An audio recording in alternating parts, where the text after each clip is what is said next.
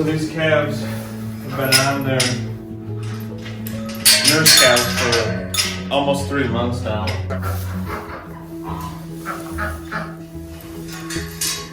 So I'm going to start taking them out and putting them with the other feeder calves during the day. Come on, guys. Come on. There you go. Come on.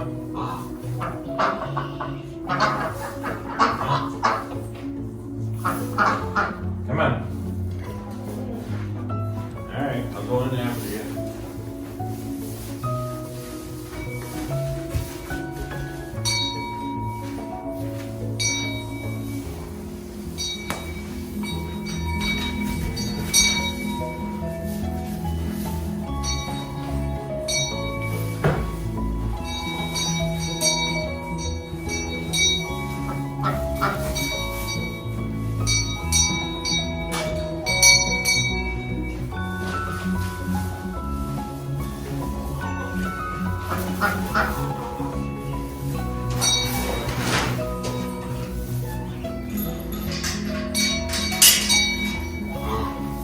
I already know what's happening.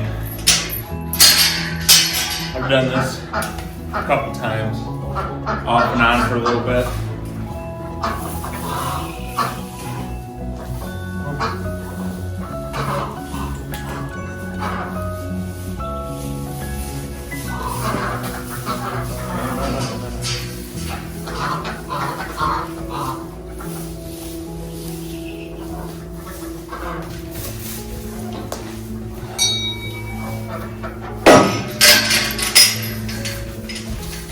Right now, these box cells are so deep because we're using the deep bedding system. So you let it pile up. Hey, get away from the camera. So you let it pile up, and that gives the cows heat. And you're constantly giving them dry bedding, so it's not really a mess in there.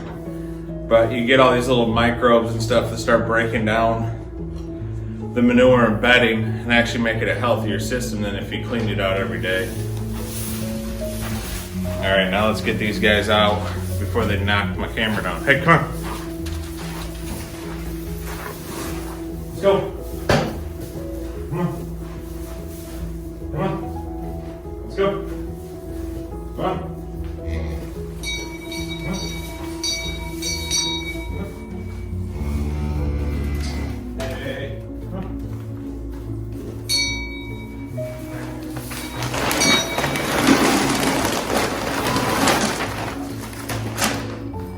So as you can hear,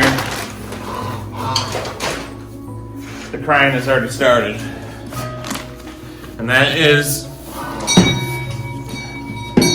because these were day-old calves that we got from a conventional dairy farm. And we put them on these nurse cows right away. So now they have an attachment to these cows. They think that they're their mom. And they are their mom.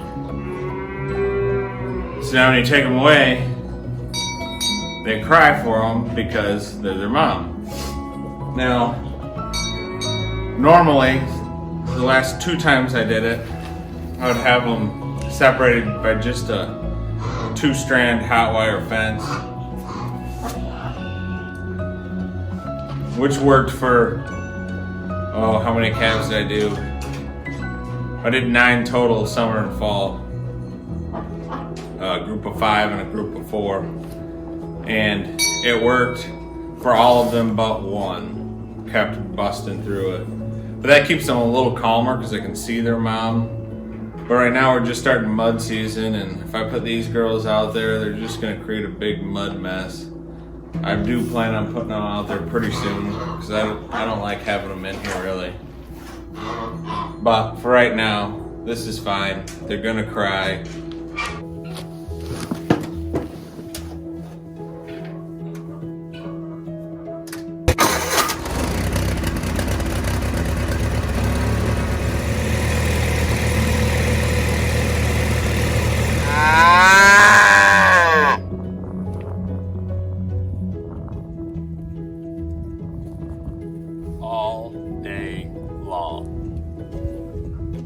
first get the calves, you just throw them.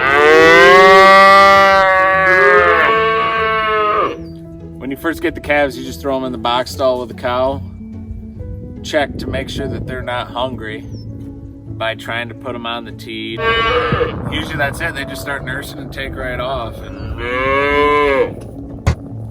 you don't really have to mess with them until this point. And at this point,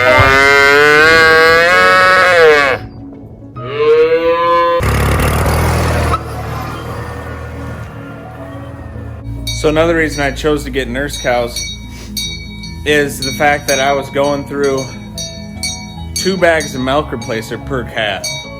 Bag of milk replacer is roughly 80 bucks. So it's $160 I was spending just on milk replacer. That's not to mention twice a day you gotta feed them. So these cows raised 12 calves this lactation. So that's almost $2 grand of milk replacer that they saved me from having to buy.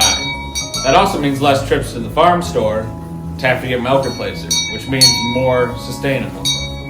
But if you were gonna go buy these calves, weaned already, you're looking at about $300 a calf. So now you're looking at almost $4 grand that these cows are putting back in my pocket. They eat pasture all summer long, and in the winter I'm giving them hay. So there is some cost there in the winter, but I still think that I'm pretty far ahead with them producing $4 grand for me per year.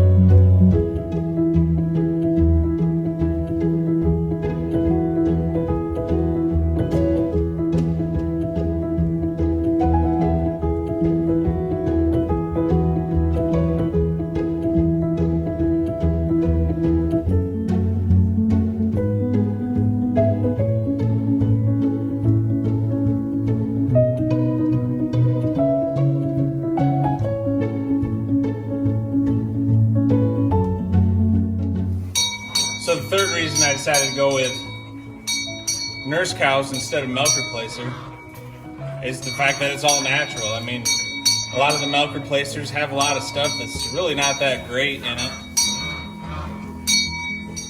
I mean, it's something that's made in a factory. If you have to use it, that's fine. But the fact that we can convert grass or hay into milk to feed the calves, I really don't see much of a better way. There's only one bad thing that I hate about these nurse cows, and that's weaning the calves.